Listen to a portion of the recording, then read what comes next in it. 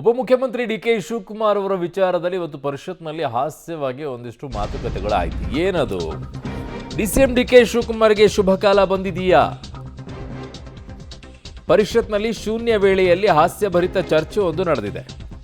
DK Shivakumar ಅವರೇ, ಇಷ್ಟು ಆರಾಮ ಮತ್ತು ಸಂತೋಷವಾಗಿದ್ದೀರಲ್ವಾ? ಏನಾದರೂ ಶುಭ ಸುದ್ದಿ ಇದೆಯಾ ಅಂತ ಡಿಕೆ ಶಿವಕುಮಾರ್ ಅವರನ್ನ ಕೆಣಕಿದ್ದಾರೆ ಸಿಟಿ ರವಿ ಅವರು.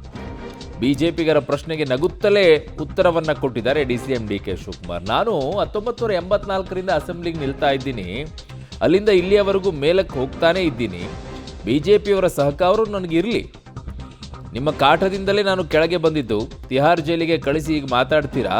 ಬಿಜೆಪಿಗರ ಮಾತಿಗೆ ಪರಿಷತ್ನಲ್ಲಿ ಡಿಕೆ ಶಿವಕುಮಾರ್ ಅವರು ಉತ್ತರಿಸಿದ್ದು ಹೀಗೆ.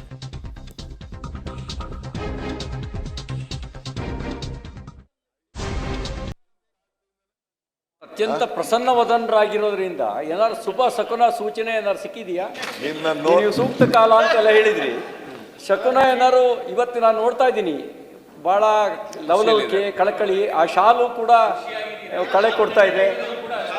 ನೋಡಿದಾಗ ಯಾವುದಾದ್ರು ಶುಭ ಸೂಚನೆ, ಶುಭ ಶಕುನ ಏನಾದ್ರು ಆಗಿದೆಯಾ? ನಮಗೂ ಅಂತ ಆನಂದ ಹಂಚ್ಕೊಳ್ಳಿ ಅಂತ ರವಿ ಹಾಕ್ಸಿದ್ದಾರೆ. ನಿನ್ನೆ ಎಲ್ಲ ಡಿನ್ನರ್ ಪಾರ್ಟಿ ಕೊಟ್ಟಿದ್ದೀರಿ, ಏನೋ ಶುಭ ಶಕುನ ಇದೆ ಅನ್ನಂಗೆ ಕಾಣುತ್ತೆ. ಯಾಕೆಂದ್ರೆ ನಿನ್ನೆ ಎಲ್ಲರಿಗೂ ಊಟಕ್ಕೆ ಹಾಕಿದ್ದೀರಾ, ಬೇರೆ ನಮಗೂ ಕರೆದಿರ್ಬೋದಾಯ್ತು. ನೀವು ಬರಂಗಿರ ಕರಿತೀನಪ್ಪ. ಬಹುಶಃ ನೀವು ಯಾವಾಗಲೇ ಎಲ್ಲರನ್ನ ಕರಿತಾ ಇದೀರಿ, ಯಾಕೋ ನಿನ್ನ ಕರೆದಿಲ್ಲ. ಅಲ್ಲ, ಬಹುಶಃ ಇಷ್ಟರಲ್ಲೇ ಎಲ್ಲರಿಗೂ ಊಟ ಹಾಕಿಸ್ತೀರಾ ಅನ್ನಂಗೆ ಕಾಣುತ್ತೆ. ಅಷ್ಟೇ. ರವಿಗೆ ಹೇಳ್ತಾ ಇದ್ದೀನಿ, ಸಂತೋಷಂ ಜನೇತ್ ಪ್ರಾಜ್ಞ ತದೈವ ಈಶ್ವರಂ ಪೂಜೆ. ಜನರನ್ನ ಸಂತೋಷ ಪಡಿಸುವುದೇ ನಿಜವಾದ ಈಶ್ವರನ ಪೂಜೆ. ಅದಕ್ಕೆ ನಿಮ್ಗೆ ಸಂತೋಷ ಪಡಿಸಿದ್ರೆ ನಾನು ಸಂತೋಷ ಪಟ್ಟಂಗೆ. ಆ ಪ್ರಯತ್ನದಲ್ಲಿ ನಾನು ನಿಮ್ಮ ಸಂತೋಷದ ಸುದ್ದಿ ಯಾವಾಗ? ಉಪಮುಖ್ಯಮಂತ್ರಿ, ನಿಮ್ಮ ಸಂತೋಷದ ಸುದ್ದಿ ಯಾವಾಗ? ಅವಕಾಶಕ್ಕಾಗಿ ಶೂನ್ಯ ವೇಳೆಯಲ್ಲಿ ಪ್ರಸ್ತಾಪಿಸಿದ ಅವಕಾಶಕ್ಕಾಗಿ ಧನ್ಯವಾದಗಳನ್ನು. 84ರಲ್ಲಿ ನಾನು ಅಸೆಂಬ್ಲಿಗೆ ನಿಂತವನು.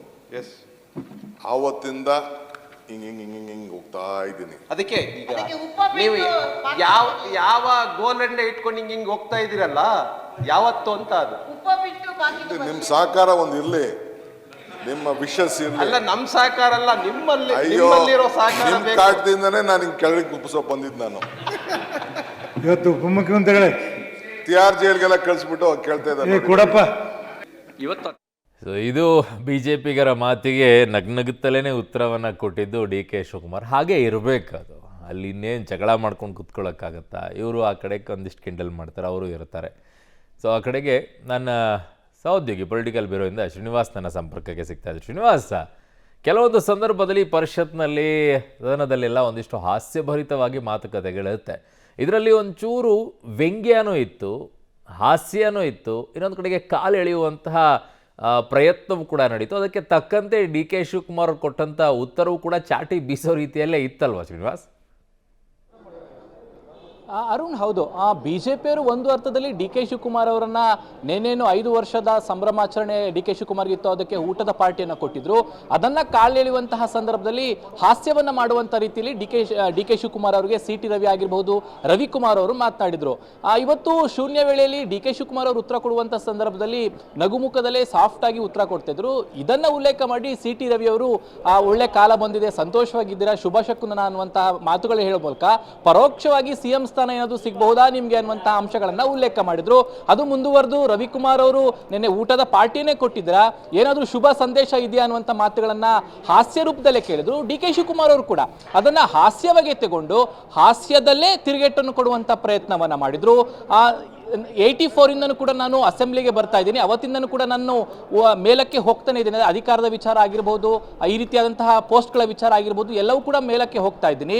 ಸೊ ಯಾವ ಸಂದರ್ಭದಲ್ಲಿ ಏನಾಗಬೇಕು ಆಗುತ್ತೆ ಅನ್ನುವಂಥದ್ರ ಜೊತೆಗೆ ನಾನು ಮುಂದಕ್ಕೆ ಹೋಗ್ತಾ ಇರೋದಂಥದ್ದನ್ನ ತಡೆದಿದ್ದೇ ಬಿಜೆಪಿ. ಅಂದ್ರೆ ತಿಹಾರ್ ಜೈಲ್ಗೆ ಹಾಕುವ ಮೂಲಕ ನನ್ನ ಯಶಸ್ಸನ್ನ ಹಿಂದಕ್ಕೆ ಎಳೆದಿದ್ದು ಬಿಜೆಪಿ ಅನ್ನೋ ಮೂಲಕ, ಬಿಜೆಪಿ ನಾಯಕರನ್ನು ಕಾಲೆಳೆಯುವ ಮೂಲಕ ನಾನು ಎಲ್ಲದಕ್ಕೂ ಸಮರ್ಥವಾಗಿದ್ದೇನೆ ಅನ್ನುವಂಥ ಮಾತುಗಳನ್ನ ಡಿ ಕೆ ಶಿವಕುಮಾರ್ ಹಾಸ್ಯದ ರೂಪದಲ್ಲೇ ವಿಧಾನ ಪರಿಷತ್ನಲ್ಲಿ ಇವತ್ತು ಉತ್ತರ ಕೊಟ್ಟುವಂಥದ್ದು, ಬಿಜೆಪಿ ನಾಯಕರಿಗೆ ತಿರುಗಟ್ಟು ಕೊಟ್ಟುವಂಥ ಪ್ರಸಂಗ ನಡೆಯಿತು. ಅರುಣ್.